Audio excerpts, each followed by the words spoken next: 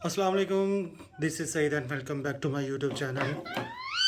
देखिए ये कितने माशाल्लाह प्यारे पैरेट हैं मेरे पास। तो ये वाला फुल टॉकिंग में है और ये जो छोटा है ये अभी बच्चा है। ये एक टाइम हेड फीड ले रहा है और अभी इसने सेल्फ पे स्टार्ट हुआ है अभी खाना। और ये मेरे दोनों इनो कॉकटेल हैं और वो जो पीछे जो है मेरी किटन है मेरी। तो ये देखें माशाल्लाह ये बहुत ही बेहतरीन पीस है ये।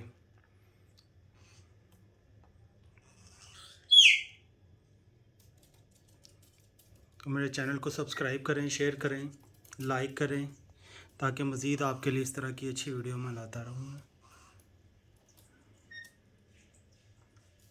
ये अभी फ़र्स्ट टाइम खा रहा है ये अभी, ये देखें। इससे पहले जो मैं इसे सुरीन से मैं हैंड फीड देता था।